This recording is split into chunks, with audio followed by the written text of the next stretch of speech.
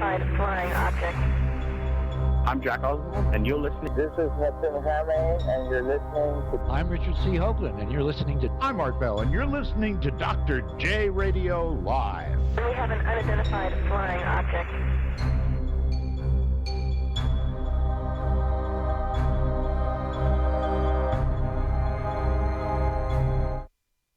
Welcome back to another episode of Dr. J Radio Live. I'm your host, Dr. J, broadcasting from the City of Angels, and we are internationally syndicated, starting with our home base late night in the Midlands, as well as the terrestrial stations in the U.S., as well as Black Swamp Digital Radio, and in the United Kingdom, we have Deprogram Radio, as well as their terrestrial stations in London and Leeds. Now, if you recall, last Thursday, the first hour guest was Raymond Moody, talking about near-death experiences. Now, right before we went on the show, and I was talking to him that Dannion Brinkley was coming on today, and I already spoiled it for you guys. You probably should have already seen the promos that we've been promoting for today.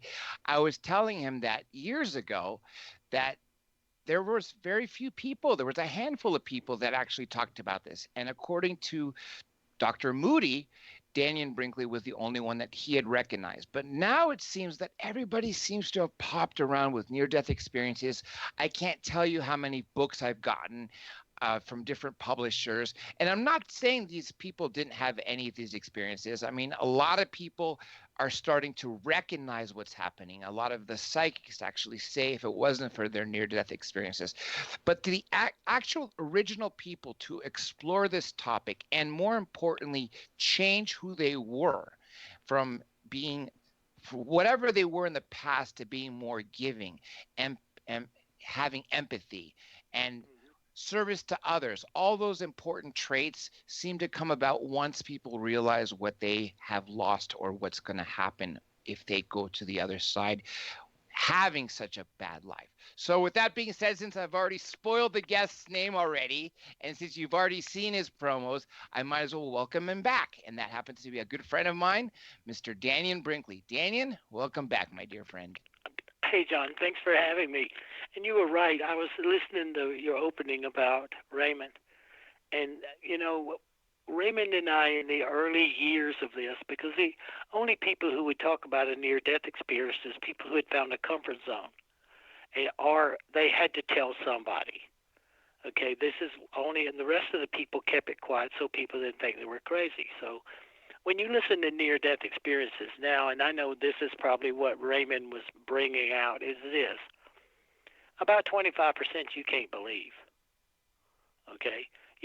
Because once you had the near-death experience, then now because of Raymond and the work of like Bruce Grayson and Ken Ring and Paul Perry and John Audette, these early pioneers who stepped out on the line once they saw the credibility of the people who had it, it became mainstream. Near-death experience, that term created by Raymond Moody, is a mainstream experience. And if you take whatever's happened to you, because I've heard overdoses and schizophrenics, and as they tell me their story, the mistake that people make is that everybody that's ever had a near-death experience, you can hear it. You can hear it in their voice. I can tell you if it's true or if it's not true. I can hear it because there's a certain sound. It's almost like a reverb that they have. So when you're listening to people who describing near-death experiences, everybody, don't focus so intently on the words. You'll hear what they're saying. Focus on how it feels. How it feels to you, because whether people die or not, whether people have near-death experiences, I can unequivocally, without any question, tell you they do. And from my experiences, who started out as an asshole, you know, tough guy, sports, bullying, fist fighting, Marine Corps, who would have never believed anything, because I'm from South Carolina and everybody goes to hell in South Carolina. So I knew that was where I was going. And from that kind of perspective to watching that you are a spiritual being and being a part of in Raymond's life, John, for God, now 40 years. I have seen it all. I've watched it unfold. The joy I take is it's a mainstream media, but if you've wrapped whatever experience you think you've had in the term near-death experience, you have an accepted, credible position in everyday world. Let me ask you this. Before when you were living in South Carolina, when you were all these things that you were saying you were when you were in the Marines, did you fear death as many people do? Or did that change at all after something happened? I mean, because for me personally, of course, I fear it. Well, but that's stupid. I mean, no offense intended, but let me tell you that. Let me take that back because that's wrong. That's wrong. Watch. Death. Guaranteed and inevitable. These three things. You will be born and you come into this dimension for certain reasons, both being chosen and choosing. And that's the only way you get here. And you're going to be here, our male population in America, 78.2 years on the average. And that's it. And everything else you talk about, be afraid of, act weird about, means you're not paying enough attention to it to see how it affects how you view the world that you're living in. Nobody dies. Nobody. It never happens. And there's a methodology in the system that varies a little based on who that person is, a lot of things. And leaving here and going back to where you came from. And that's it. I mean, and that's the story, and why I like talking about near-death experiences is we need to change our focus, because you will be leaving here, guaranteed and inevitable, and the more you know about it, the greater power you have when you're living this life. Like, think about being afraid of it, John. If you're afraid of it, then when you see people nearing that stage, or you see a horror, or you see like what's happening in Yemen, killing children, and you see that, then watching that stuff causes you to react in a certain way, being afraid, than in an empowering way of making a difference. And see, that's why my cause, and I think Raymond and I spent 20 years together all over the world, realizing that the people who talked about it then were comfortable because it was Raymond and I, and a couple of more other than Ken Ring and Melvin Morris, who was a pediatrician who resuscitated like 32 kids, and who had near-death experiences. He resuscitated 300 kids, children, and 32 of them had near-death experiences. That kind of stuff, when you hear that kind of conversation from those little kids, then this is where you can trust. But that's why I want people to feel what somebody is saying to them instead of just listening to the story. I was a little long-winded, John. I'm sorry. No, by all means. You said something before the show that actually makes sense, and that fact is that bodies are a machine, that we humans is our soul, and that doesn't die. Am I correct? All right, no, the body's human. Okay. That body's human. It's a machine. It's nothing. It's a machine. And it has a section attached to it called emotions. But the emotions are human experiences. Now watch, John, I'll tell you exactly how it works. The body is human. Okay, and it has a section to it called emotions. Emotions are part of thinking. People think emotion makes you cry, makes you happy, all that. They think that that's them feeling their spiritual, loving self. Okay, but that's not what it is. An emotion is based on an opinion about something you like or you don't like, and you react to it. So that section, that body with the emotional thinking process or the mental process becomes the human being. Okay, so you have to take care of the body, pay attention to your mental health, set the rules in the way that you live in your life, and, set your goals and achieve them and be of service. All right. Then there's an ethereal self. There's an ethereal self that's kind of like the gateway. When you lift out of your body, when it's time to go, when you lift out of your body, you go to the ethereal self, or the blue-gray place. It's the place where so many things are happening that are waiting to get into this, to try to get into this level of consciousness, are really comfortable in looking at leaving what they did, but didn't want to quite go down the tunnel or return back to the other side. Okay? And in that ethereal place, when you're floating above, it's used for you to acclimate the fact of whether you're going or whether you're coming back. Okay? And so if you take care of the body and you take care of your attitude toward the world, okay, as trying to be a good person, or, the human being, everything that's driven by a human being is driven by one of two things: gratification or preservation. That's what the human being does. So once you recognize that as what the human being's doing, you got to take care of your body, got to pay attention to your mental attitude, and you got to think of always why you're doing, what's the motive behind what you're doing. And then you have a pretty level self. I have a question written here from a few minutes ago from Third Phase of Moon, the Cousins brothers from Hawaii, Blake and Brent Cousins, the world's largest UFO YouTube channel. Do you think it could possibly be just our brains making us feel better just before you die? Well, sure. I mean, not everything that's a near-death experience that's now being called a near-death experience is that. And does the brain have chemical reactions in it, endorphins, and ways at which it would react to counter, like you release endorphins and when you pass. And a lot of near-death experiences that people describe is just that. But there is another side to it, transformation. What you transformed into. If a person had a near-death experience, you ask them what they did after they got through it. And if you ask them what they did after they got through it, then you have an understanding of whether you're hearing something more impactful than a chemical reaction. I mean, when you have life transformation come about like you were describing in the beginning, okay, when you have that kind of transformation,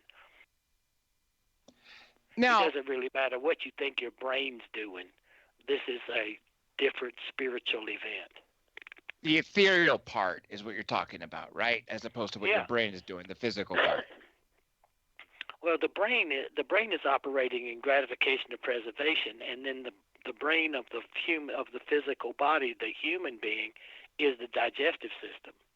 You have two brains. You have a digestive system that if you don't pay attention to it, the body will rob anywhere to stay alive. It will eat itself to stay alive. That's what it does. People, John, if people just get a grip on looking at what happens to people in transformation and near-death experiences, and watching that transformation, they would see that there is a life after death and that they are a spiritual being. See, all that human being stuff, that's how human beings operate, but a spiritual being is who's in here. And it is completely disconnected from that human being. When people say, do you know who you are? Well, who you are is the human mental emotional being is a collection of everything you hope that you could appear to be that other people would like when you looked at yourself in the mirror. Now, that's who you are. Okay? No matter what anybody says, that's who they are. But is that really you? No. You're a spiritual being, a great, powerful, and mighty spiritual being with dignity, direction, and purpose. That means as a spiritual being, there's only one thing that can ever go wrong. One, that something affects your dignity, which skews your direction and your purpose. Now, as a spiritual being, that's the only thing that can ever go wrong. Now, let me ask you this. When you were in South Carolina and you were a Marine, like you said, everyone there goes to hell. What happened that made you become this very person filled with empathy? As you mentioned off air, if it's okay if I say it, you've been a hospice volunteer for 41 years. You're doing a lot of good to help people, especially people who are sometimes afraid of what's next. Yes. And I work in VAs. I die with veterans. I mean, I went from being a Marine and a badass and all that stuff, John, to a hospice volunteer. And in the course of being a hospice volunteer, I decided the best thing, when you have a near-death experience, mine were like this.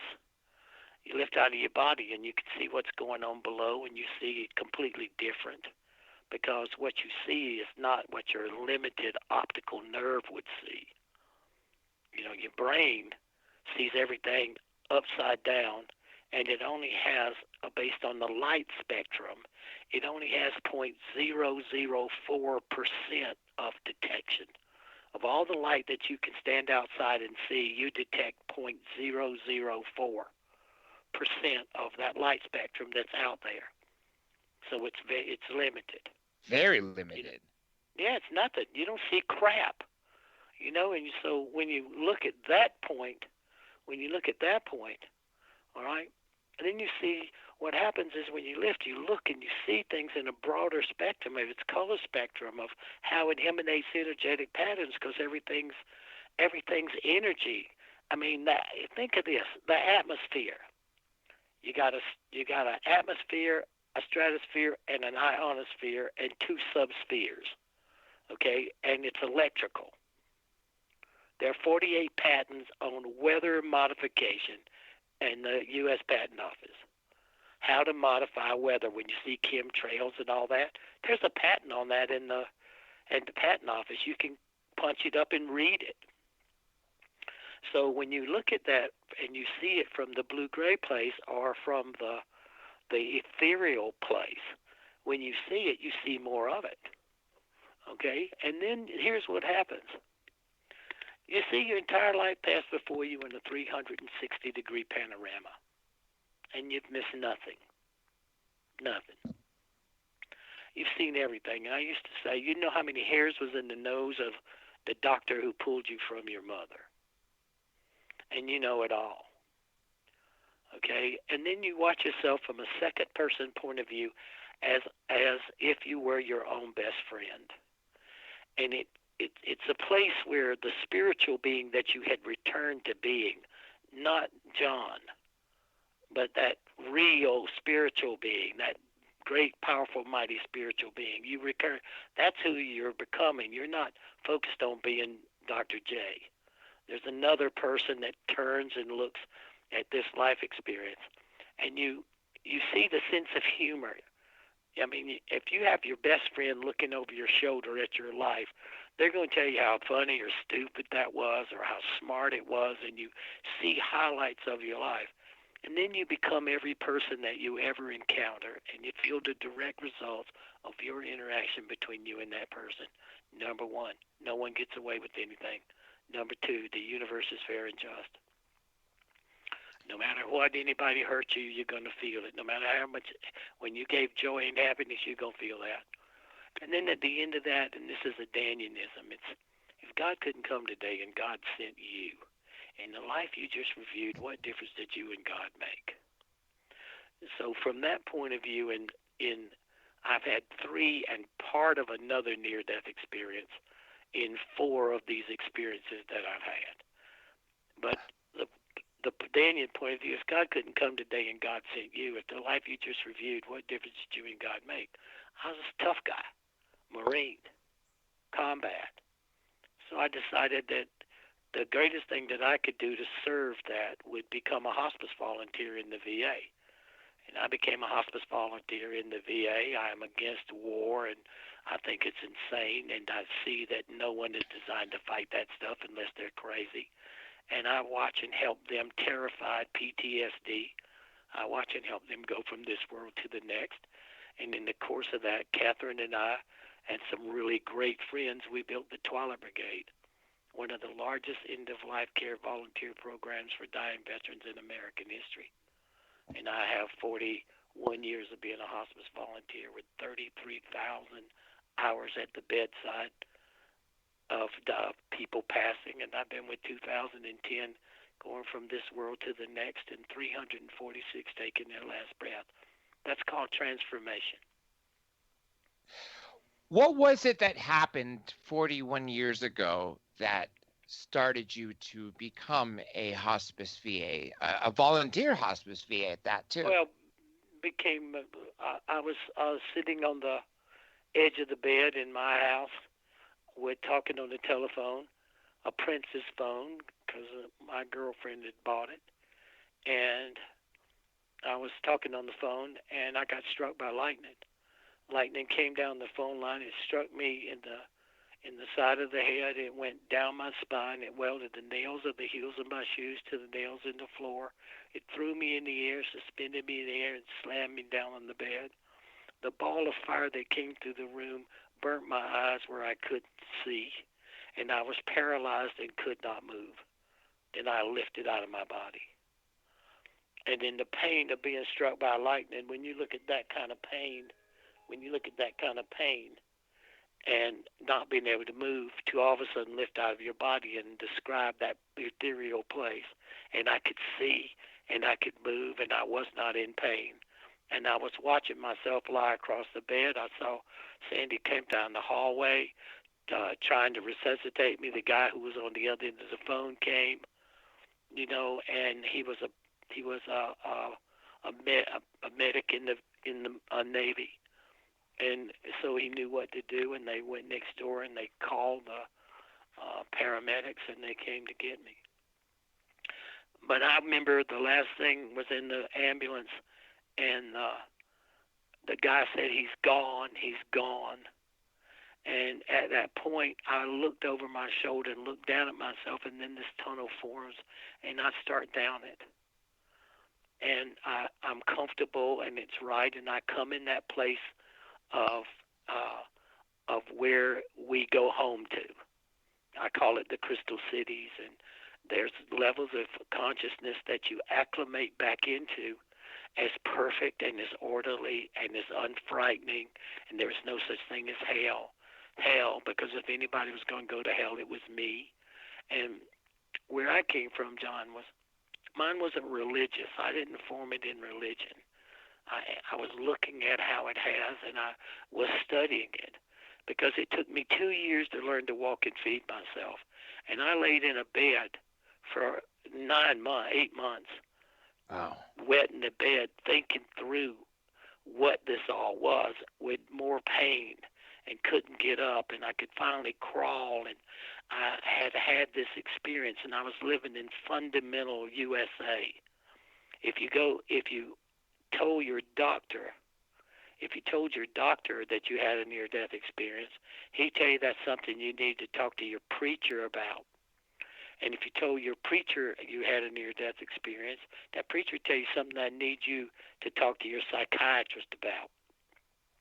And that's where everybody was. Well, I never talked about it. I mean, I was too busy trying to learn to walk and feed myself and be a man again from being helpless, But I didn't talk about it. When I met Raymond asked the right questions. He asked the right questions, and I could watch and pay attention to him because I had become sensitive. When you take over 180,000 volts of lightning for more than 2.5 seconds, I was cooked. And when the lightning left, it burned holes in the little size of dimes in the bottom of my feet when it was leaving. And I could listen to Raymond, and he was an explorer. He was a philosopher. And so I started talking about it. We wrote down, when you look at the book Saved by the Light, I wrote 25 years ago, I put in there the boxes of knowledge, the prophecies, future events that I had seen in the first experience. And just like I wrote 25 years ago, and this is conversation from 1976. I met Raymond at the end of 1976. Almost 42 years ago. Yeah, I met him. and we talked about the experience, and I created a language that people could understand, because I'm not fluffing anything, and I'm not like that. And if I don't know the answer, I don't know the answer. But I look at it and I study it, and I've been through 1,000 people had near-death experiences, and seen the transformation in what's real and what's not. I live in death. I live in it, and I study it, and I'm interactive, and this is what I've been doing. And I still have a job. I work. I go to work. I do this, and I write these books to support my causes. Everything I do is to support the cause, and I have the support of Cat. But what was so funny was, I said there'd come a time when, and this is when we're in great shift. This is about America being in turmoil and changing and shifting and how it sees itself. And I said, well, Raymond, what I saw in the box of knowledge, which was I went before these 12 beings, and I wrote, this is all written in books, John. It's like ancient history. But I was given this information that I never realized it was the future until I started telling them to Raymond. And Raymond was the one who realized that this was prophecies, was future events. Well, I call that section Nostradamus. Nostradamus, Dannion. Yeah, Nostradamus, because I just thought it was funny. I wasn't, no matter who had given me that kind of information, I wasn't buying into it was the future. Okay, and this is how I viewed the near-death experience. I was transformed, but it was a growth process, why I've been through this so many times is stuff damaged from the lightning, but it's about growing, and that's what this life is about. It's about growing and being of service, and, finding a way to work in harmony, not wars and all that, and to protect the planet, not fill it up with plastic and blow it all up. And in the course of that, then everything else finds its way and its balance. That's oversimplification. But people who talked about that in those days, John, were people who had found safety. And I said, this is what the point was. I said there had become a time when people from Honduras and El Salvador, not Mexico, because the governments were collapsing, and that they would put military, which is posse comitatus, illegal on the borders. It's only happened twice. Lincoln did it once, and now we've done it. And the people who are coming are from El Salvador and Honduras, not Mexico, and they're coming by the millions. A caravan. And look at how many are coming across, right now, 10,000 a day. I'd say 6,000 a day, no matter what. Easy. Easy. Yeah, but what it was that these were future events that were what I thought they were for me, John. I thought they were a timeline, so that I would stay on course to achieve what I believe I came back, which to create these center programs. And I used the VA to test out all the products and the services, and so it took 40 years. I had to do it the way that they had laid out, and these markers would give me perspective on where I was. To Raymond, they were the future. And that's how that all got started. How all these things like Chernobyl, and I called it wormwood, and I didn't know that we didn't know for another 10 years or 12 years, 11 years, that Chernobyl means wormwood in Ukrainian. Interesting. I didn't know that either. I didn't know. It fit the prophecy. I just have a good memory about what those things were and how they frame how I see future events. Do you continually see these, or did this happen in that state, or did this start happening after the lightning strike when you were you clinically dead at the time for a period of minutes? 28 minutes. 28 minutes, yeah, long enough to be definitely clinically dead. Now, were you able to see your body, like out-of-body And the experience. sure, everybody has that. You lift out of your body because you acclimate. It's a system. It's not crazy. It's not frightening. You don't see no demons. I mean, unless you want to see some demons. I mean, whatever people want to do. People forget they're spiritual beings, John. They're spiritual beings. You can't kill a spiritual being. You can't do it. It's no way it does. Now, a body will deteriorate. I mean, all that stuff, you got to people have to put it in perspective. There's two things operating here. Why we have duality, male and female, light and dark, positive and negative, okay, so that there's a neutral, there's a place where that combines itself, which creates circuitry, okay? So there's two things going on. There's you evolving as a human being, doing what you chose to do. You chose to be who you're doing, and you've created it just to suit you. And I look at my life, and I look at my near-death experiences and the things, because I like kill myself every 10 or 12 years, just keep from getting bored.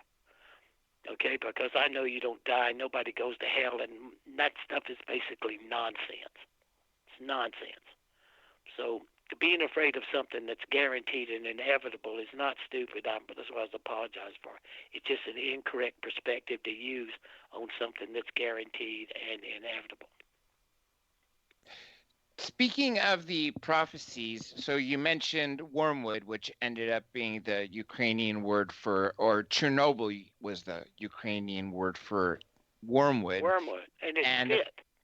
Yeah, exactly. And the caravan, these million plus people, or tens, they say about 8 to 10,000 a day, and that depends on which mainstream media network you're watching or paying attention to. But there clearly is a caravan coming down from Central America nonstop, and there's a big ruckus right now in the border cities within Mexico because people are trying to get over illegally as opposed to people trying to get it here via asylum. But any other prophecies that happened that you knew or that you had an image of or you knew were going to happen that ended up happening down the line? Yeah, Desert Storm, all that stuff. When people go back and look at those, it's Saved by the Light. It's on Amazon. I mean, to me, that's old hat. But I kept it about 89 or 90%. Some things didn't happen when I thought it would happen, because I was trying to date it, and it would be like the economics of America after 2000, that we would become like bankrupt, and we are now $22 trillion in debt. That's as pretty bankrupt as you can get.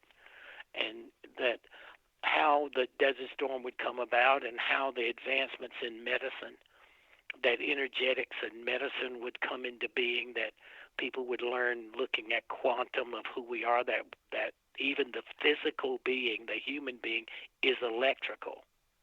The body is quantum now. We used to think it was blood and bones. Then they created penicillin in 1929, and we became chemical. And then pharmaceutical companies became God. And now we are living in a quantum universe where it's all electricity and it can be proven.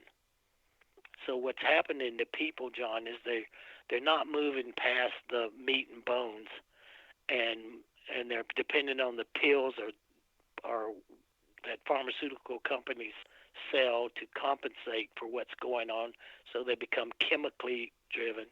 But they're not moving into quantum. You're an electrical being. Every cell can be measured. Atoms, subatomic, quantum. We can build things nanoparticled.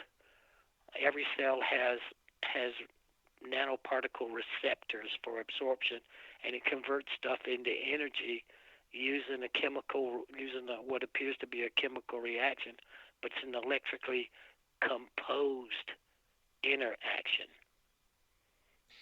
Now, you said you met Moody in 76. What was that the same year as the lightning strike? No. I mean, I laid in the bed from 75 through 86.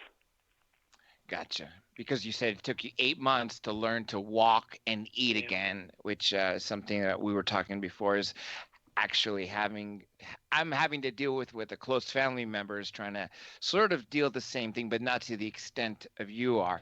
But regardless, we also talked about having some other near-death experiences. How long after 1975, when you were dead for 28 minutes, which changed your life for the better, and you've been a better person, you've helped a lot of no people? question. Oh, yeah, but I've been a better person. I mean, in the course of that, I helped a lot of people. But I became a better person because when you know that you're a spiritual being and you have a panoramic life view, John, the talking's done. See, this is what people don't understand. No matter what they have faith in, they got to believe in something. And the near-death experience is the first thing that, as people take it into religious candor or perspectives, it's not that. This is the way you leave this world. Okay? And the near-death experience promotes and provides one of the best opportunities to consciously and calmly and smartly take a look at something that's guaranteed and inevitable. So I had the first one. 3 years later, 1978, I got struck by lightning again, talking on the telephone in the bedroom in a different house, because I very rarely ever went back in that room in that house until I moved. I mean, Wow. it's like PTSD. Lightning strikes twice. Yeah, I had it coming. See, I, as a spiritual being, I have a rather gaiety about how it all works. But then 13 years after the first one, I got staph infection, and it moved through my bloodstream, and it ate my aortic valve 13 years later. And I got to the hospital, and I have what the doctor said. He said, if we don't get you in intensive care now, you'll be dead in 45 minutes. All right, the next thing, I wake up, and they're talking to me about open heart surgery. And if I didn't have it, my choices were a mechanical valve or a pig valve. The pig valve, I'd have to have it replaced every 7 years. On a mechanical valve, I would have it with a 35-year guarantee. So I told him I was not going to do either one of those. I burnt my arm, and I put peroxide on it, and I put salve on it, and I put gauze on it and taped it up and did everything right, but that staph infection got me. So I figured that why in the world would I stay here, and maybe this was my way to go. So I refused to have the surgery. So I was going to die. And so my father, he talked to our close friend Frankie, and they called Raymond. This is like 1989, and they called Raymond. And Raymond came, and he talked me into it. I mean, Raymond talked me into staying, and he said, stay and help me. And so I decided to take the mechanical valve. And from that, when I came back, I had a second near-death experience, and it was a different place. I mean, in the Genesis, they say there's 7 heavens. I mean, that's what Genesis says. And so I think I've seen 4. But the second one was the same panoramic life review, the same thing I described earlier, just as pat as it could be. And then this place was like a plateau, and it was about beings that were moving through what appeared to me first as flowers, but it was showing me harmonics, how frequency and vibration were the key to how this reality works. And it was shown to me in such a way that I could understand how harmonics could be used to really change everything that's mental and physical in our composition, like ways of healing and understanding those dynamics. And I experienced that, which is what gave me the idea about how to do the centers and those kind of programming. Okay, and then I'm back. This is how fun it is. Then 7 years later. It's now 1995 now, right? 1997. 7, okay. Yeah, 7 years later, I have to have brain surgery. I'm passing out. I go to the doctor.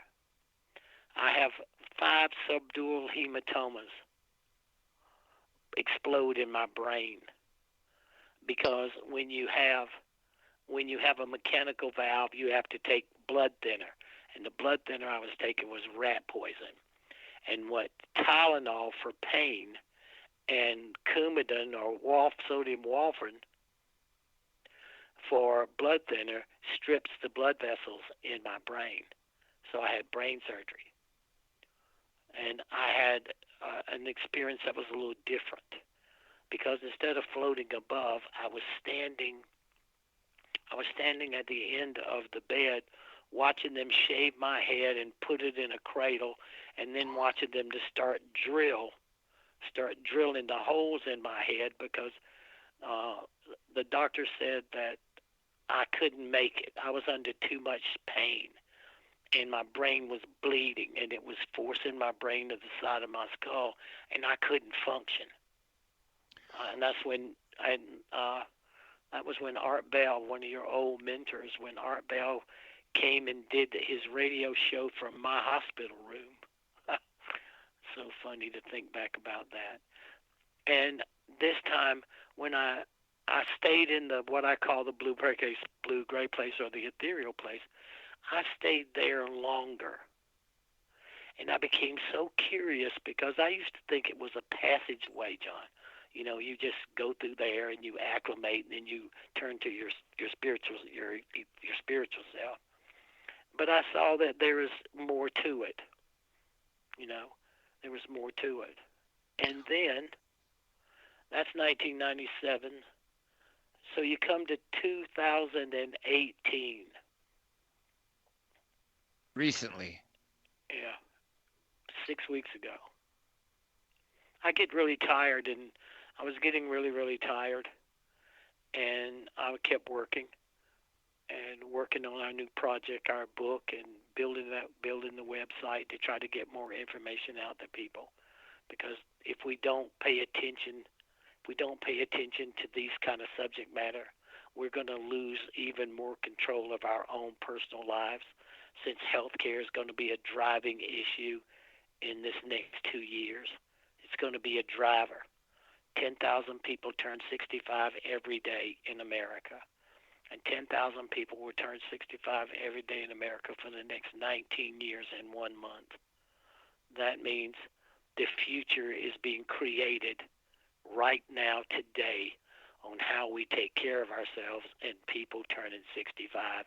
And the focus that's going to be on rebuilding healthcare. There's no other choice. And so right now is that moment. I think that's why I was trying to do everything, and I'm pushing so hard. And so I'd have to come home and lie down. So I tried to walk up the stairs, and I couldn't go. And so I decided to go to the cardiologist. And I had 15% heart function. 15%. 15%. Wow. At 15%.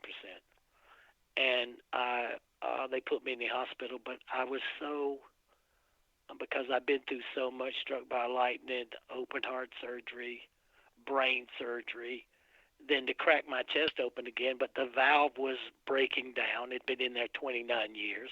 The valve was breaking down, and my heart was so weak from the strain from the lightning that it was shutting down. So I had to once again face open heart surgery, and there was so much scar tissue in there that I went through on October the 16th. I went through 6 hours of open heart surgery. And when they brought me, it was supposed to be 90 minutes, and when they had to rebuild my heart and take that valve out and put in another valve, and this time it's I think it's a pig valve, and then come back, and when I got into intensive care, I had no blood pressure. And when if you had no blood pressure, then clearly you would have been dead. If you have 15% 15% of your heart usage, or 15% of your heart is being used as opposed to 85%, which is not being used. No blood pressure. I mean, that's like checking someone with no pulse. Right. And so if Catherine had to come, they would have called it.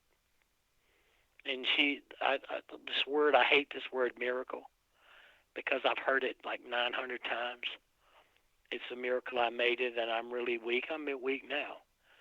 But think of this. Then I come out of it. I'm in intensive care, and they watch me because it took them. They really went to work, putting needles in and, hooking me up to all these machines. And they got my blood pressure like 76 over 40 or something because there she's standing. And then they just kept working, and now I'm like at 24%. And it's fluctuating. And so 4 days after I came out of the surgery and had no blood pressure, I'm going along pretty good at like 18 or 20%. And Sunday morning, 4 days after it, at 2 o'clock in the morning, I just flatlined.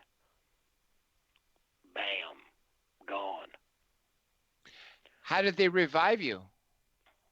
They went to beating on my chest. They were taking turns beating on my chest, and they brought me back, and I probably stayed about 3 minutes. And then I went out, they lost me again, and they beat on my chest, and they brought me back. That was about a minute, and then they lost me again, and they put these pedals on my chest, and they threw that electricity to me 3 times, and that brought me back. But here's the funny part about it, John. When I flatlined, I was conscious. Mm-hmm. I'd already been through another near-death experience in that 6 hours of surgery, and it was pretty wild. I mean, it was like I got a chance to see how the universe worked, as Dannion today, not as the Dannion of 1975, but as the Dannion today, so I could comprehend so much more about what I was seeing than I could have comprehended in 1975. I mean, there's stuff I never talked about because I could never frame it. I could never put it in a way that when I talked about it, I didn't sound crazy. And I'm very conscientious about that. Do you think I'm sounding sane, John? You are. You're very sane and intelligent, and we've spoken multiple times, and obviously you're very well known, and people pay attention to you when you come speak at conferences. Everything links together because you've actually had the experience, and not many people can say they've had 1 near-death experience or 2, let alone 1 death and 3 near-death experiences. Well, I had to say I had it coming. But here, let me tell you about the flatlining. I'm conscious. I'm not blacked out, although I'm dead and I'm fixed, like my eyes are fixed because I don't talk to the nurse. It isn't like the others. I'm paying attention. I'm talking to the nurses because I had the same nurses. They all worked in intensive care, so I could ask them questions. Well, when I went out, it was like somebody stuck me with a pin. And I was awake. Then they put the oxygen mask on me. Then one pinned my arm down. The other one, they're beating on my chest. They broke a rib. It's all frantic, They got the crash cart coming, and it's just all frantic. And then I'm standing next to the nurse that was on the right-hand side of me, and I'm standing beside her, Caitlin. And I'm standing beside her, looking down at them working on me, looking at the cardiologist standing there, looking at the person beating on my chest. And when the one, you could tell the first one was getting tired, and another one tapped him on the shoulder and took over, and she's the one that broke the rib. And then they resuscitate me, and I'm back in the body. It's painful. Got a broken rib. They're still pounding. And it's frantic, everything is frantic. It's like so intense. When I flatline again and I come out of my body, it was fast. And I'm standing next to Caitlin again, looking down at them beating on my chest with a broken rib, doing what they're doing, and I'm watching it.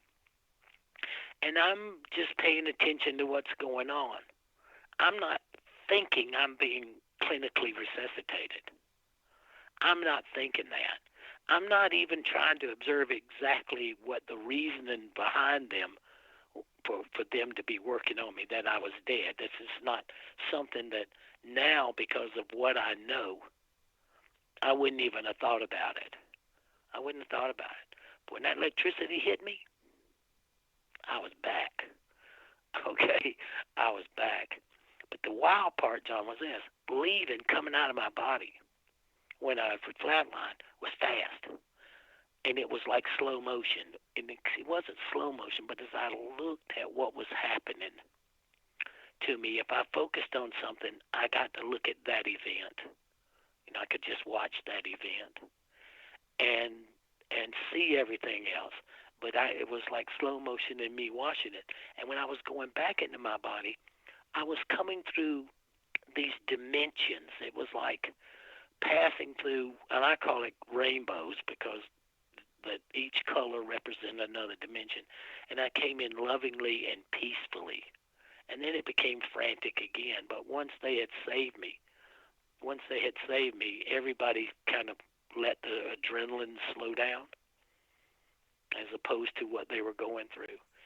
And I told Ruben, the guy, the first nurse, I told him, because he asked me, and I said, yep. And I was telling him, and he knew who the second nurse was, Ebony. So when I had to get up and walk, because they get you up as soon as you can to walk, I saw her, and I put my hand, I rolled up my left fist, and I was beating on my hand to show that she was the one, and that's what converted him. And he says, you know, you hear all this, and people say this stuff, but I've never had it happen. I said, well, let me tell you what happened. So that was just this 6 weeks. The most recent. Yeah, and I think that this is what I think about it. I mean, that lightning did me a job, and that's in legal terms, that's an act of God. Then open heart surgery is about your heart. You know, it's about your heart, and that I could hear I had to have this valve replacement from staph infection based on a burn, and I couldn't blame myself. And when Raymond asked me to stay and help him, that's how Saved by the Light got written, that Peace in the Light got written, the Secrets of the Light got written, the lecture tours. All that stuff was because Raymond said stay, and I did, and this is the Dannion that's doing what I'm doing now. And so when I look at it, it's literally I have to become what I want to do. I mean, I now see from being 31 years in the VA that system is failing. It's failing. And I have to help my veterans. I have to, because I'm a Marine myself, I have to help them. And so home health care is where I'm going. If you love them, need to keep them home as long as you can.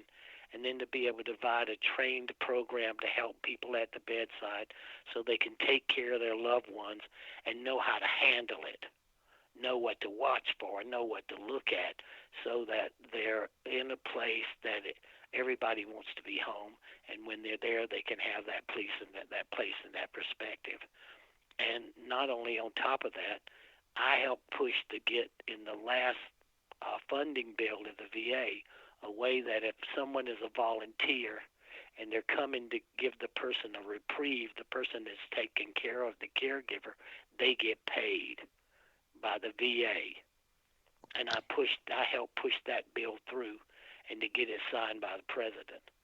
So I have to become it. So watching going through this valve replacement and looking at what I saw in the fourth near-death experience, which I'm turning it still into a language, John. So have me back when I make it to a language, because it took like 12 years to take the near-death experience and turn it into something that when you ask about it or you think about it, you remove all that fear and all that stuff, and you look at the mechanics, because those mechanics are so consistent in when you hear the description of a near-death experience, you can trust them.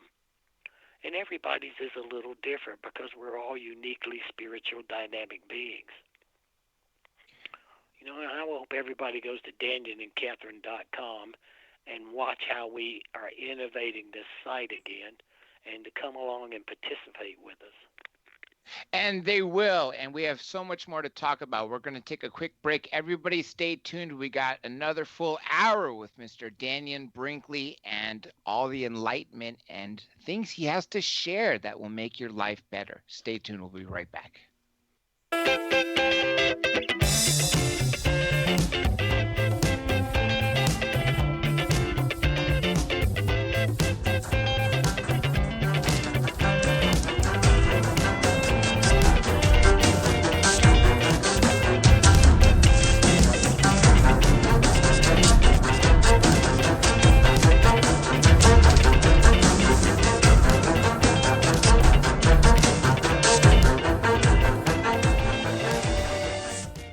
Let me tell you about the toughest guy on earth.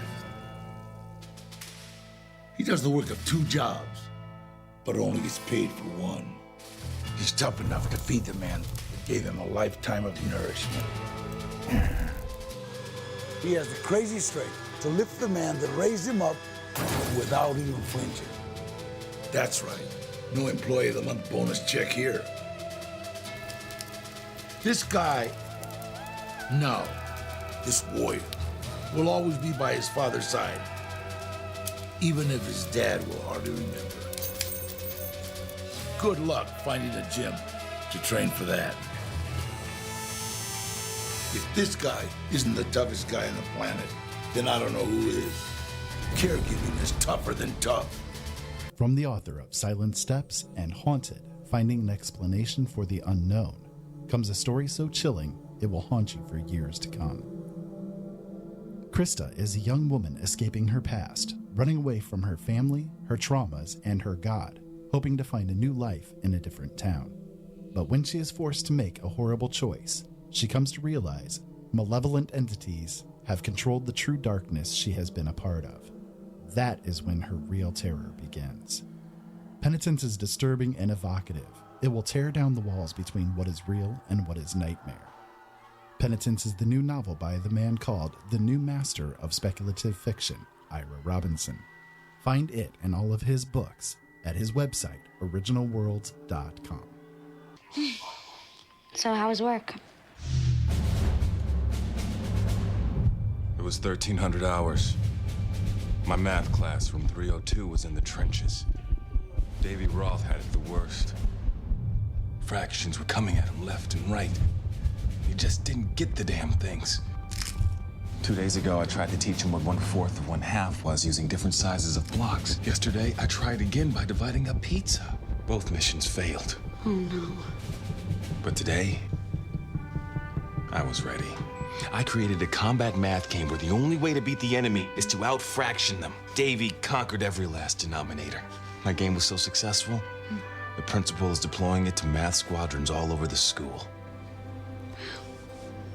Anywho, how was your day?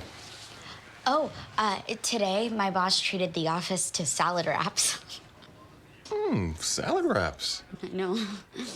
When you went car shopping, you meant business. You aced vehicle history searches and test drives. You out-salesmaned the salesman. Now you've got your wheels. If you manage that, you can get your retirement plan on track. Visiting aceyourretirement.org can help. With 401k tips and smart saving strategies, you'll have the info you need to get more for your future. Go to aceyourretirement.org, because when it comes to speeding past financial challenges, you're an ace. The L&M Radio Network is the #1 network in the land. That's a big statement. Yes, it is. We have the best host with the best guests and the best information. I agree with that. As you should. L&M is surrounded by some of the top names in the business. Of course. And now you can take advantage by advertising on our station and or shows, or just sponsoring a specific show. Really? So go to our website, www.lnmradionetwork.com, and see for yourself what we have to offer. And then contact us at sales@lnmradionetwork.com, or see our contact info on our website, www.lnmradionetwork.com. Hop in, fasten your seatbelt, take a ride every weeknight from 9 p.m. Pacific, 12 a.m. Eastern with Heather Wade from the Kingdom of Nine, right here on the #1 network in the land, the LNM Radio Network. Can I tell you a cat joke? Just kidding.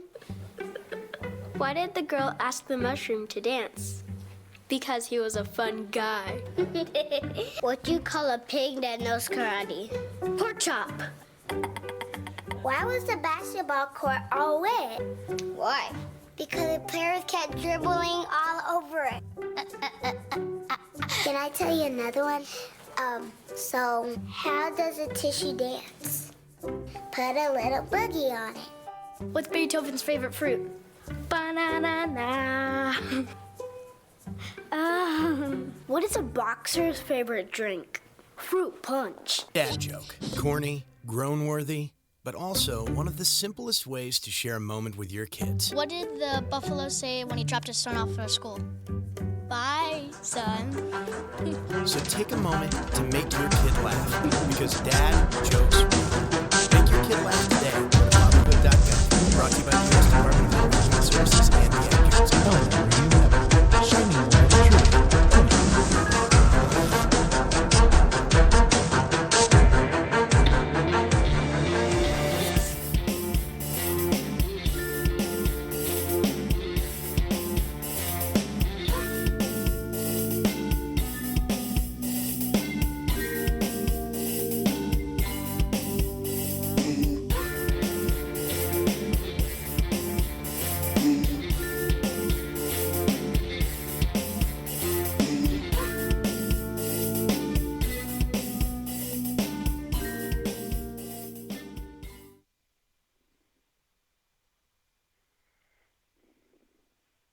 All right, welcome back to the second half of Dr. J Radio Live. As you know, I'm your host, Dr. J, broadcasting from the City of Angels. And as you know, if you've been paying attention, we've been speaking to the one and only Mr. Dannion Brinkley, who's told us a remarkable story of his life going back 43 years, actually, from 1975 all the way to 2018, as recently as 6 weeks ago, having another near-death experience.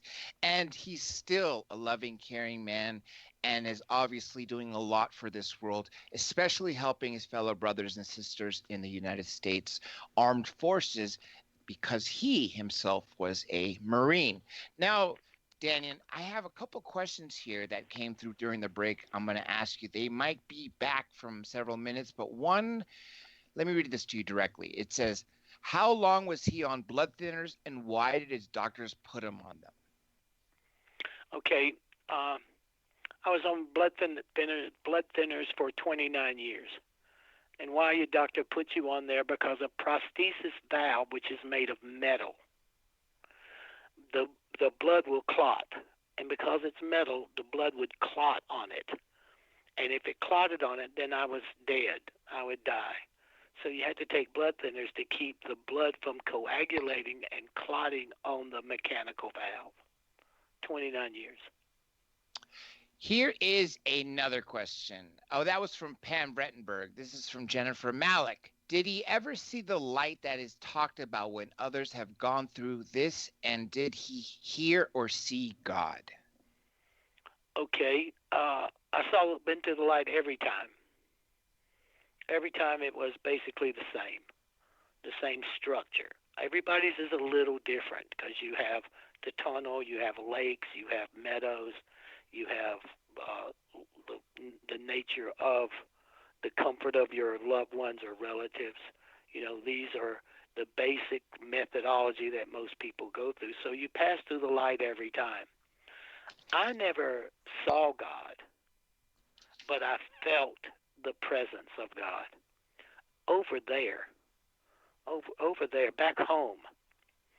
You dwell, you live in a state of consistent connection.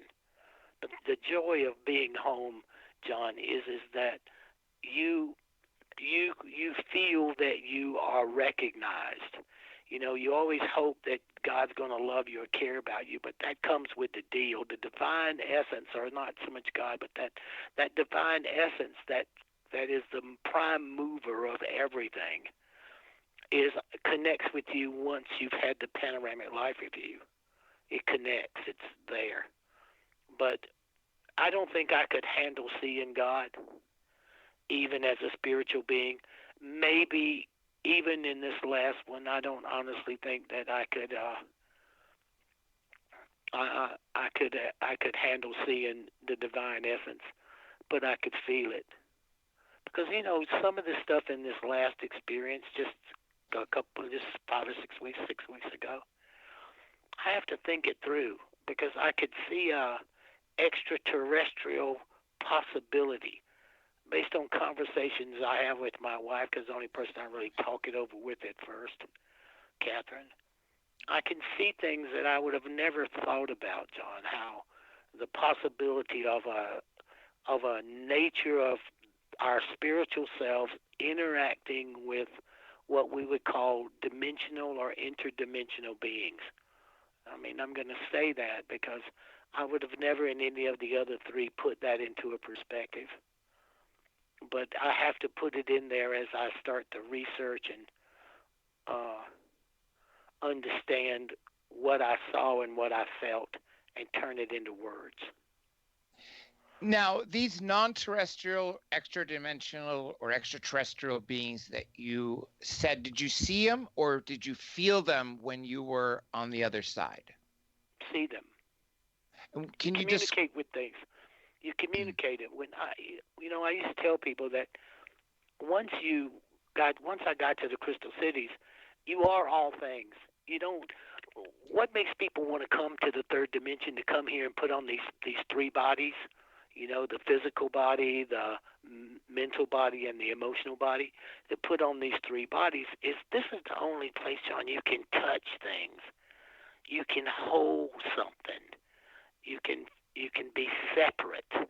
Over there, you're not separate from anything. You don't see things, you become it. You become it. So you could look at a drop of water and become that drop of water, or you could be that water, one drop in the ocean, and every drop that's in the ocean, you can become that, and every creature that's in the ocean, you can become that, and every planet that's in this universe, you can become that. It just depends on what you're looking for and why. I mean, those are your two rules. What your intention is the most important, but what you're looking for is also important. When people keep that stuff in mind, the spiritual being has an intention. Mine is to maybe correct the badness, but I'm past that. You know, the only thing I hate about near-death experiences and the panoramic life review is it doesn't pick up where you left off the last time. I have to go back to birth and go through the thing. Recycle, the whole cycle over again. Whole thing. Same thing, you know, and I study that, John. See, I look at that because how and why compared to other people who have multiple experiences that I feel that are verifiable. And that how does that happen? You know, because I want to be able to talk to people in such a way that I'm helping them understand the spiritual nature of them, because we're all the same. Nobody's different from me. I know exactly who you are because you are a spiritual being, and if you're on this earth, I know how you got here. And you know, all that other stuff is just poetry to me. I know how you got here because I'm here. And I know from all these experiences and talking to people who are in transition and those who came back, they're consistent. I mean, Catherine and I are writing a new book now called 10 Things to Know Before You Go.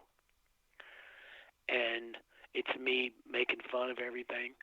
So I'm finishing this chapter on consciousness. And I hope people I hope people will love it, because in the opening I wrote, what's the number one cause of death in America and most other countries? And I put a big question mark. That's the first page. You turn to the second page, it says, no matter what you thought, birth is the number one cause of death.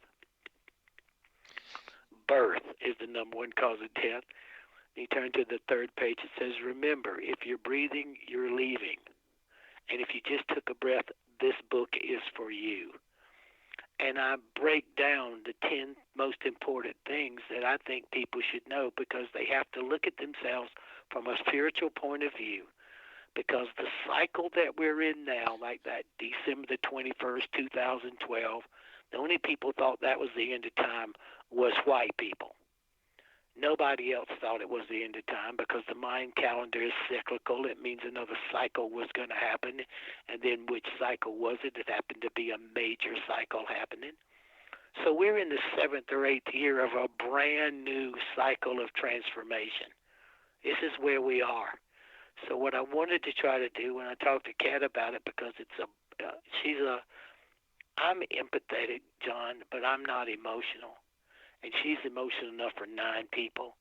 So if I look at the same things from her point of view and my point of view, then I think it's a book that comes across to give people the kind of knowledge and information to keep themselves spiritually focused at this evolving early new cycle of evolution that we're in. When we go to 5G, think about this. That's a shift in dimensions. We're at 4G now, but they're going to go 5G. That's gamma microwave. I mean, when you go into that level of energetic pattern based on frequencies and harmonics, you're literally affecting the physical nature of your own mental stability because of the radiation factor in 5G. So here's another question from Jennifer Malik. Has he picked up any metaphysical / psychic abilities? Yeah. Go to Dannion and Catherine. Everybody is psychic. I mean, I don't like that word. I like empathic, because you commune with things. And my nature is this. I can pick up things about a person from listening to their voice, because everybody has their own unique sound. Everybody has it. You can feel the love, or you can feel the caring, and you can feel the concern, and you can feel the validity of what they're talking about. Okay, so when I would be at the bedside, I had to be sympathetic and empathetic so that I could pick up what helped that person find closure. Everybody hunts closure. And some I only knew an hour, and some I knew for 7 and 10 years. I had 9 Tuskegee airmen come through as I was their primary caregiver. And some of the greatest stories I ever heard about black men in World War II, they told. So I knew some of them for 10 years because they were at the VA and the CLC's, community living centers. And so I had to be able to understand, so I started listening to the sound in their voice. And I do this now. I mean, people can go on the site and see exactly what to do. And I can help anybody. I mean, not help everybody, but I can help because I listen to what the issues are and help create a program that guides them wonderfully through it. I mean, it's like hospice and closure. There's actually something that before I forget this train of thought that we talked about several days ago, and you said it to me, and it stuck in my head that I said, we have to talk about this Monday, Dannion. And you talked about telepathy, that anybody's capable of it. And the exact words that I've stuck in my head, what you said was telepathy is an art form. Can you explain that? Well, look at, sure. Everybody's psychic. Everybody. It comes from the emotional structure in the mental position based on the human being. Okay? And it comes from care. I mean, your intention. My intention is to be of service and to help people. And if I can pick up things about them that helps them organize their thoughts and their patterns. So first is your intention. If you possess the skill set, what is your intention? Because the universe listens to that. These are laws. It ain't God spending all God's time worrying about what you're doing. That's nuts. There are certain laws and energetic patterns, just like the basic language of the universe is mathematics. You know, and you can look at geometry and Pythagorean geometry and see the basic structure of the mean, the golden triangle, all the frequencies and sounds in seashells. There is harmony and mathematical clarity in the universe. So once you realize that, then you access those levels of consciousness. People have to pay attention to their breathing. They have to pay attention to their trace mineral balance, because you burn up a lot of potassium and magnesium when you enter those frequencies and levels of comprehension to be able to perceive. If a radio wave works, then why can you not be a psychic? And think about this: you can take your cell phone and you can take a picture of yourself in the bathroom in the mirror. You can take a selfie, and you can send it to somebody's cell phone in Moscow in less than 2 seconds. It's true. A second. Nowadays we can, yeah. Okay, if that's possible, what are you talking about? And our minds compute and crunch in quantum. The DNA constructed computer model equal to a chip model is speed is 100,000 times to 1,000,000 times faster. So working at the neuropathic nature in your own self, why is it not possible? See, I don't see a lot of stuff that, John, that people wonder about. I don't wonder about it. I can access those levels of consciousness, and why do I think I can say it with pride? I can raise myself from the dead. I'm now another miracle child. I mean, I get so tired of hearing that word. It's true, though. Yeah, but, everything is, I think like this. Everything's either a miracle or it's not. There's no difference. There's no difference. It's either a miracle or not a miracle, but that means there's an explanation for it. So I understand how to keep my trace levels. I understand how B works in the body. I understand what apple cider vinegar does. And I understand how and what I have to put to build what the heart is made of. It's a muscle. So I have to look at CoQ10, and I have to keep that balance of how do I strengthen that muscle.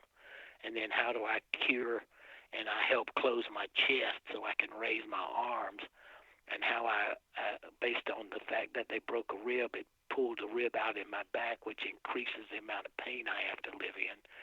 But I have to think electrically what I need to have in my body to balance that. And so in the course of that, like now talking to you, when I didn't, for the first 5 weeks, I didn't talk to anybody. I stayed focused on me, listening to the frequencies and putting the right stuff in my body, knowing it's just a machine, keeping the right attitude, and letting my emotional self ride the waves of the frequencies, 528, 432, 174, and 111, and to work through those frequencies. And so I could find that balance and create an energetic level around me that increases electrically my ability to heal. And I am a legend from getting up from the dead. Doing the brain surgery, I spent 41 hours in recovery because they couldn't get me back. 41 hours, 7 hours short of 2 full straight days. Operating on you? Well, in recovery. They couldn't wake me up. I was way out there. Coming back here was a difficult journey, but it was necessary because I came back and created the Twila Brigade. A lot of people talk about service to self versus service to others, and applying this to you before 1975, say 1973, 74, etc. You were more of a service to self person, but since then, we're service. It's all about me. No, it's all about me, because as a spiritual being, you are connected to everything. There's no separation between me and you, except that unique spark that's you. But I am connected to you, and you're connected to me. I mean, that's proven. If you look up the theories on dark matter in astrophysics, and they've produced the Higgs boson particles, which replicated dark matter in the CERN and the Electron Collider in Switzerland. They've proven that there is something they call dark matter because space is dark once you get outside of our atmosphere. Well, mostly when you get into the ionosphere. And now they know that there's something that all of us connected to. We float in dark matter. It's a unique name for God, but we float in dark matter, and this is just science. So I'm connected to everything, and everything's connected to me. Well, when I was just being a human being, it's all about me, self-gratification, because I didn't function in preservation because I was a fighter. I knew what to do. You're shooting at me, I know what to do. Shoot back. Yes, sir, fast. And, and I'm looking for you before you could find me. I mean, that's what I was doing there. So it was much about me. But once I realize that I'm everybody, then I get a greater benefit by helping others.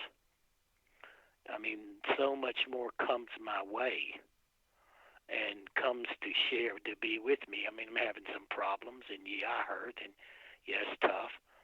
But once you see how it works in the life review, to not be and function according to a life review would make me a fool. Now, I have a lot of other things about me that makes me a fool, but that's just not one of them. That's just not one of them. It's not like I turned into such a great guy, John. I just got smart. I have to kill me but 2 or 3 times, and I'll catch on. You mentioned dark matter. Is that also what people call the God particle?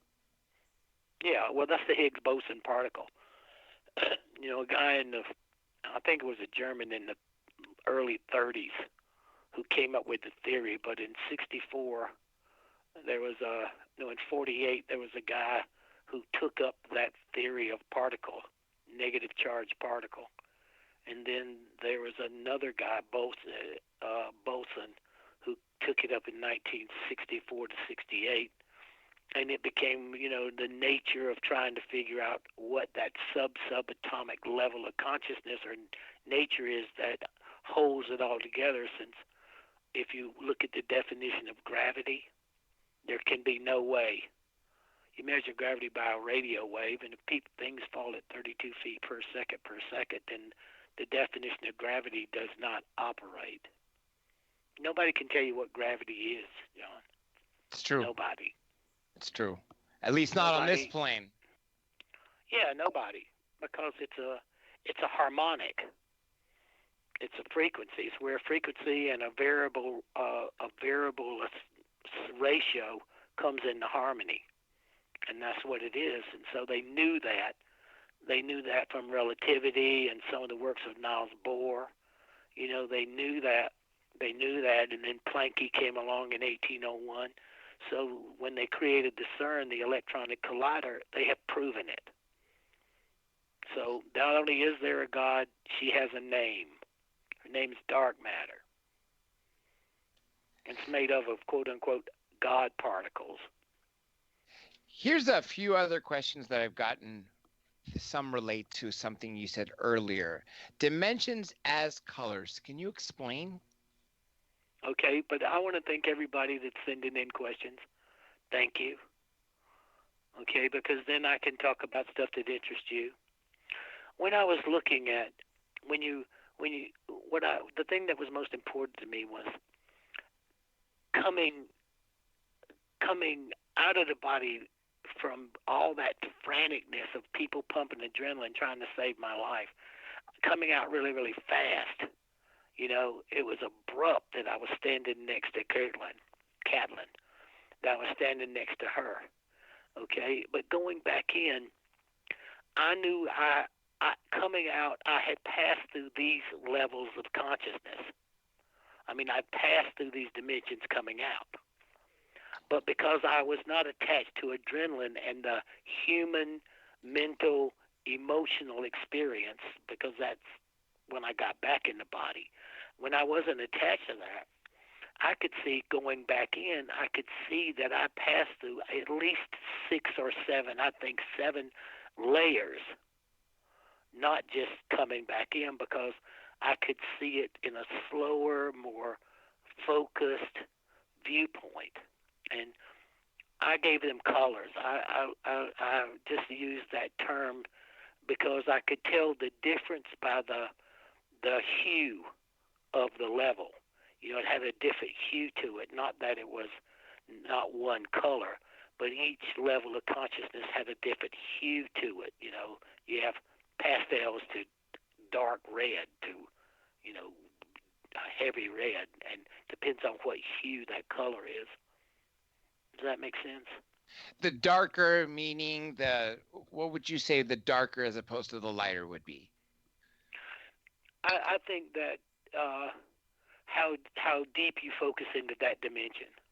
I was not focusing in those dimensions. I was just aware that I had passed through them coming out, which I had absolutely no idea that I had done it.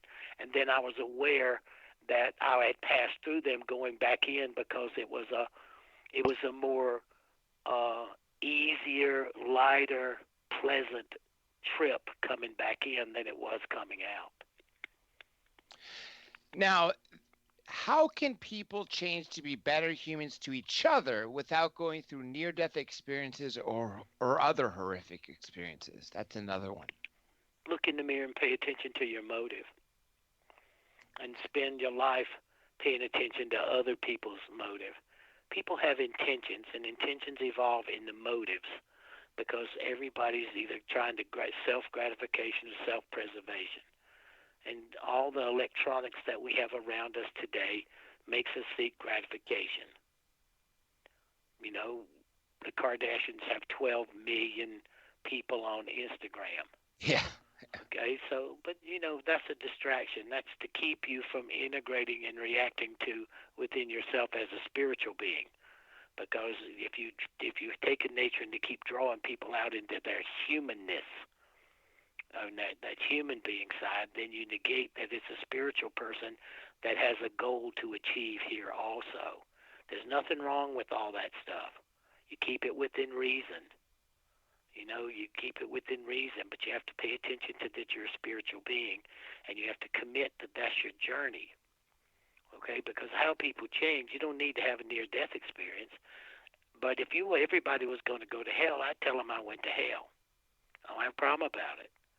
Okay, you know, I'm not trying to prove anything to anybody. I'm a hospice volunteer based on being dead, and I've focused my adult life on innovating ways to help people deal with losing someone and to help people deal with leaving, because loss, grief, bereavement, these are heavy things that are a part of the human experience, okay, and they have to be dealt with and thought through and structured, guaranteed and inevitable.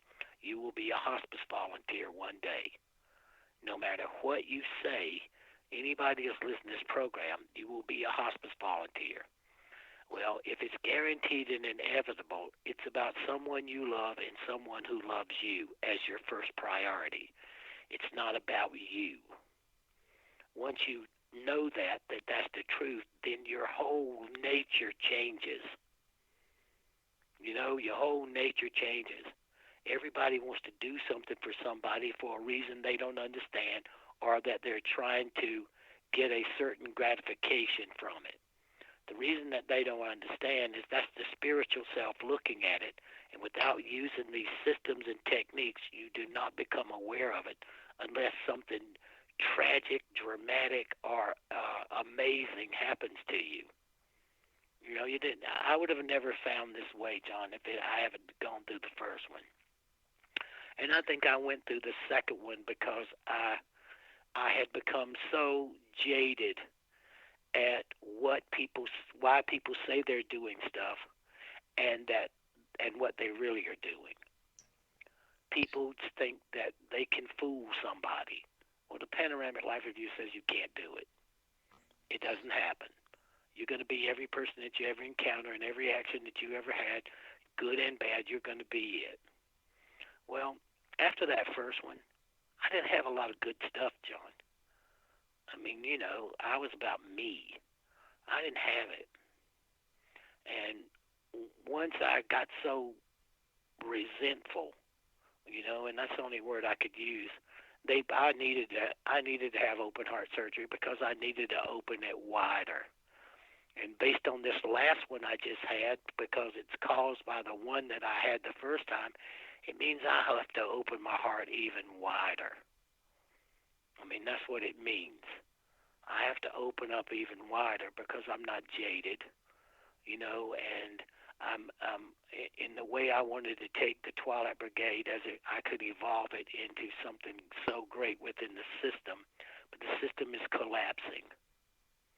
It's collapsing, and I'm swimming upstream, and it cost me a lot of money over the last 10 years, and swimming upstream. So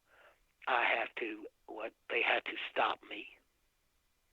They had to stop me and refocus, and this is what I've been doing for the last 7 years.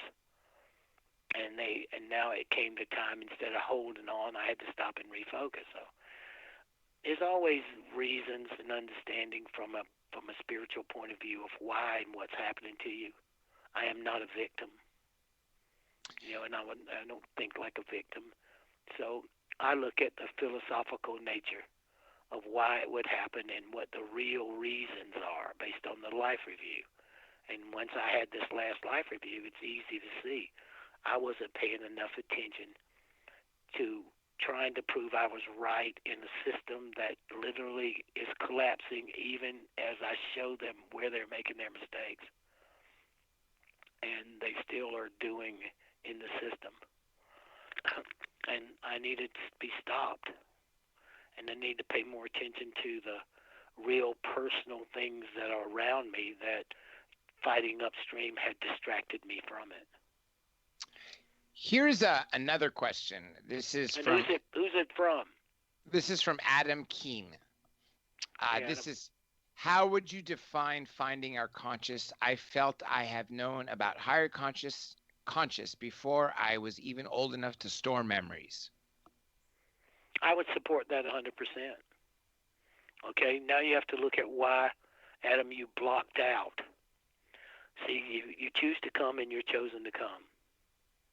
You choose to come and you're chosen to come. So that means there's two reasons. Okay?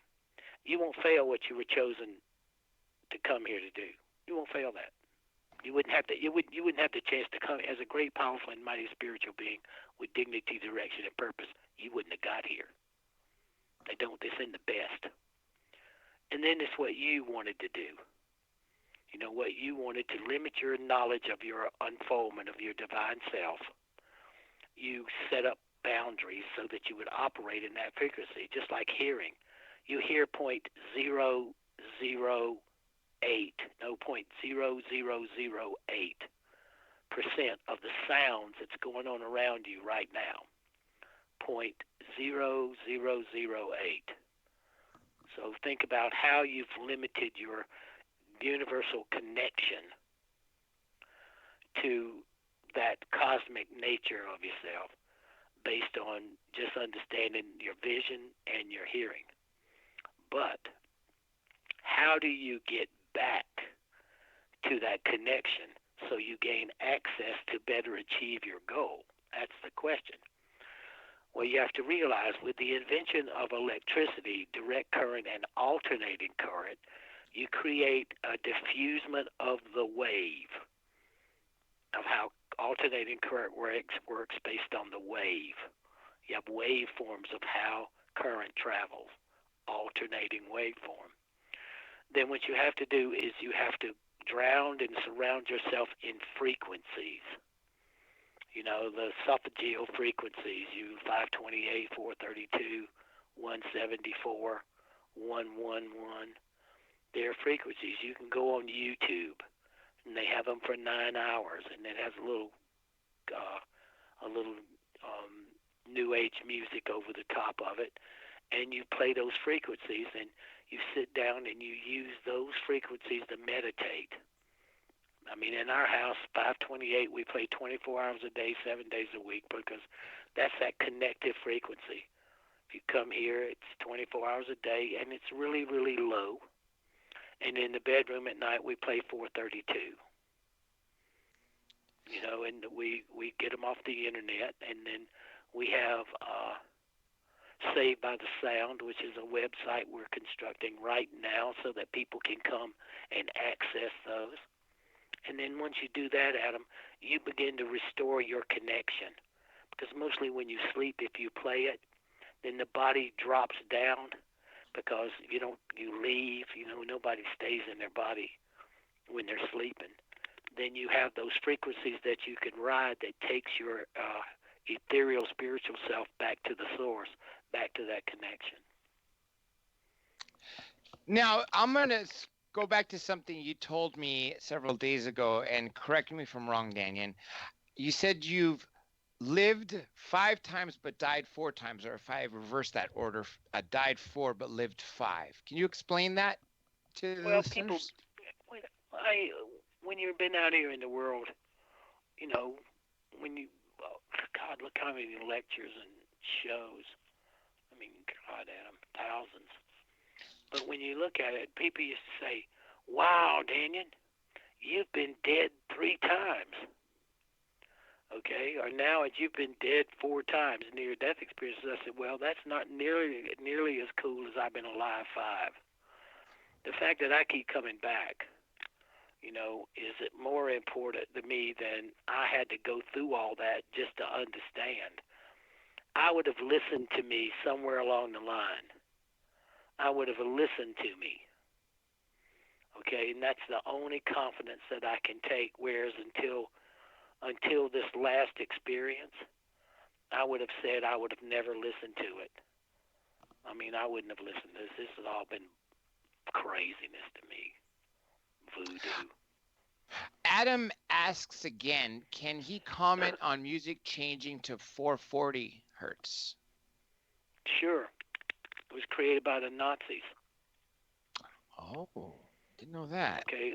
All rap music, all music conforms. People have to understand how music operates. All rap music, all music conforms to 440 as a format, which causes a disruptive energetic pattern. That's what it does. I think it was Goebbels, because the Germans, because of Wagner and that kind of composition and Beethoven and those kind of creators, and the rise of the church, the rise of the church and the nature of the frequencies and the how you chanted and how you harmonized using a Lancer arch, then by conforming everything to 440 hertz and then laying that as your base track, they use that to create systems of transmissions of music from one place to another, and we put it on records, and so that you have a constant harmonic in it. But 440 is disruptive.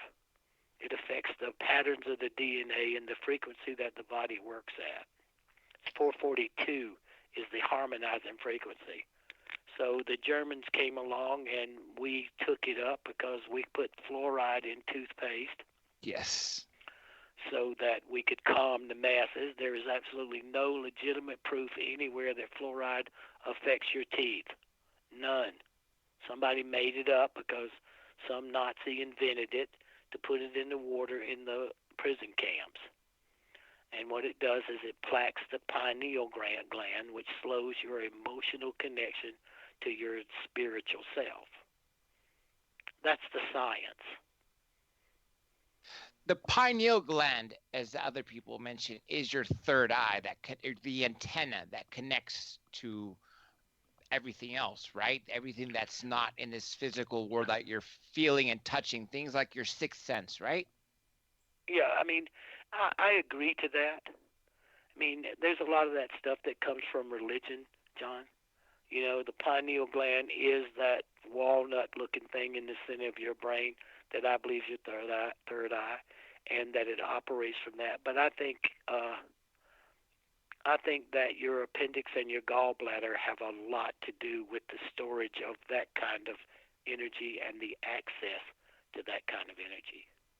I believe that the gallbladder and the appendix stores, like you could charge up your psychic power, and that those two organs could hold that energy for you. some people like if I have to do readings, because I mark them on 2 days, and I do one after another, and I have a ritual that I use, my trace minerals, and how I get ready, and how I focus on, and how I store up energy so that I can be effective in helping people, what their questions are. I mean, it's just on the website, Dannion and Catherine. How if you do what I'm asking you to do, I know I can help. I know I can. And so, there's a methodology that I use, same as everybody. We all have our little rituals. It's just getting to using a ritual to get back to you touching your divine self, that spiritual being. Because without doing that, the confusion and the rapid insanity that's happening now all over the world, it's a part of the old having to change because we're in a new age. And the old tries to hold on, and it's not going to happen. So, what you said about the gallbladder and appendix, that's the first time I've actually heard it and heard about that being as important as it stores things. But yet at the same time, why is it our society removes appendixes? Because they know what you know, same as tonsils. I mean, when you get out of this body, and remember, my brother brought me Gray's Anatomy, and he made me a coat hanger with a pencil so I could turn the pages because I could barely move. I was like paralysis. So I had to learn and study muscles in the body so I could focus on them to move again. Then I started looking at Chinese medicine because of acupuncture. And then I started looking at what organs do. That's why I said the brain in your head is one brain, but your digestive system is the brain of your body, and it does what it doesn't care what you think. Your body doesn't care what you think. Doesn't care what you feel about it. It cares how you take care of it. And it doesn't, no matter what people say, this is it. This is how it works. So I started looking at these organs. Nobody knows what the appendix do. Nobody knows what the tonsils do. Gallbladder secretes bile. What does bile do? It helps the stomach digest heavier foods than it's normal used to. The bile creates another kind of decompositional, electrically affecting that food to break it down faster. So knowing that as a spiritual organ, you cut them out. You take out your tonsils, first change you get. You take out the appendix because people aren't storing up that energy. And if you're in there, they cut them out anyway because they think it's no longer a useful tool. You know what kind of craziness that is? And then look at your gallbladder. Because people aren't taking care of themselves. They're not paying attention that these specific organs, like the pineal gland, you got to take care of this stuff. I mean, you have to. And so as you mentioned with the pineal gland and the fluoride in the toothpaste and in the water, I know that's a huge thing. There's a lot of videos on YouTube about how to decalcify your pineal gland. And the first thing is do not use fluoride or toothpaste with fluoride in it. And obviously there's a lot of steps, but fluoride seems to be one of the biggest things to calcify your pineal gland. That's what they do. That means you cannot touch your spiritual self. Because if there's a bunch of Jews being killed because of what your supposed religion are, okay, I don't buy into any of that. Because somebody asked me, said, Dannion, what do you think about that? And I said, well, I'll tell you something. If I was a Christian and I was in the Colosseum and they was going to release those lions, I would have gone into the fur coat business. I would be skinning those lions. I'm not afraid of anything that you're turning loose to kill me. And so when you start to look at destroying a religion, you better make sure you're breaking the point at where you connect to your divine spiritual self, or you connect to the reason why you have that religion. That religion, most people think they're trying to keep from going to hell.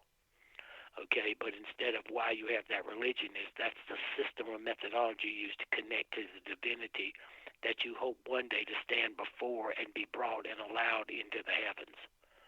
Okay, that's what most people think.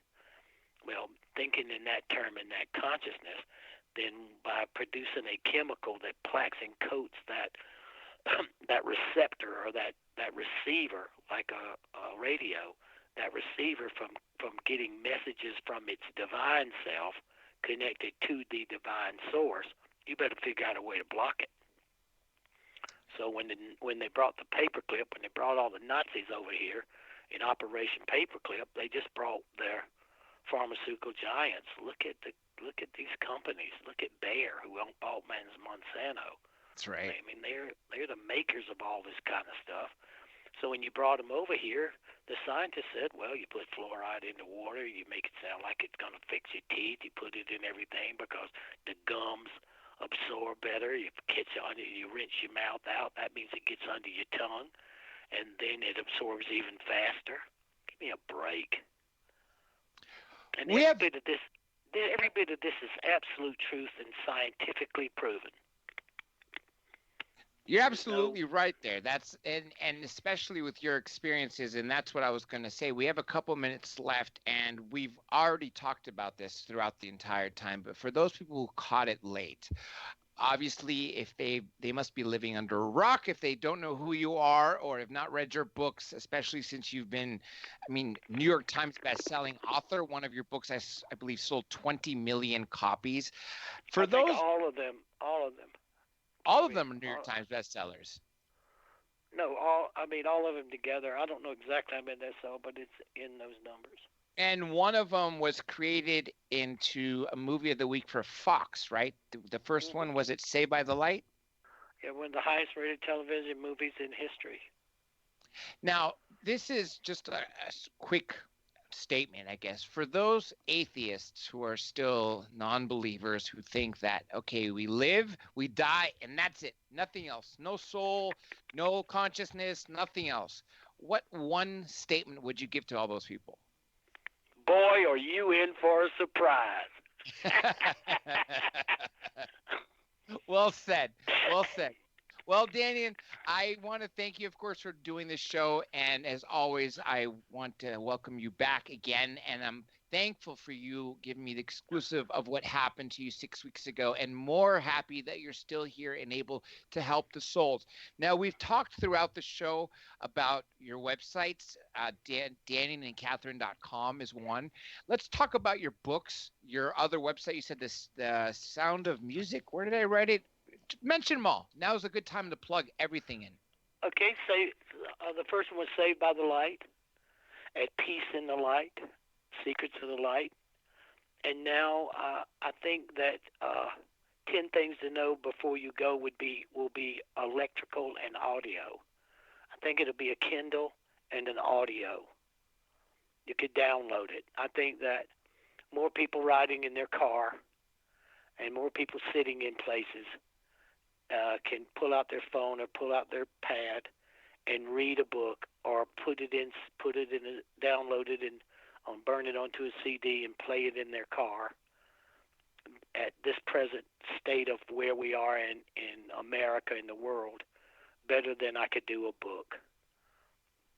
And so I'm going to make 10 things to know a Kindle, well, not Kindle, but electronic, and a Catherine and I reading it. Well I think said. I think that's a better way, because when you're driving somewhere, we listen to books on tape, and we listen to frequencies. We play frequencies in the car, and then we listen to books on tape when we go places, because I like to drive. And I think that that'll be a way that people can first get connected to us, but also have access to it with it's something that they're already carrying, not adding one more thing to your suitcase or one more thing to your pocketbook. You're going to have your cell phone, you're going to have your iPad or your pad, or you're going to have your computer, so why not put it in that framework? And then if it sells, or it's a good sell, I saw on Amazon that their first printing is 25,000, and that means that they expect to sell a lot of them. Wow. And I'm sure it'll be available on audible.com, which is a subscription-based service that my brother uses. And fortunately for him, I get to use it too, where it has books on tape. And like you said, if you were using an iPad or an iPhone or a smartphone or a laptop, why not? Why have extra pieces of luggage if you're traveling or even driving like you? I like driving myself. And if you don't have that, then obviously you're sort of messing yourself up by adding the extra weight. Let me throw in some plugins, and I'm going to ask you for a final statement, Dannion. For everybody out there, remember, the only thing you have to remember about the show is the name of it, Dr. J Radio Live. That is DRJ Radio Live. For instance, the website, drjradiolive.com. Every social media website, including Minds, and I encourage everybody to create a Minds account. It is sort of like a new Facebook, but it's open source and it pays you in cryptocurrency. Also Patreon. There's going to be very special offers for Patreons only.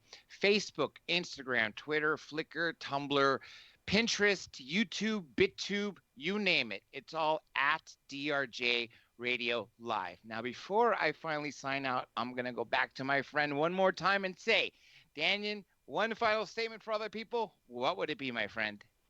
It'd be this. I love and appreciate every single one of you. I hope that you start to really pay attention to your spiritual self, and you have the happiest holidays and the best new year in this unfolding new times that you could possibly have. And John, thank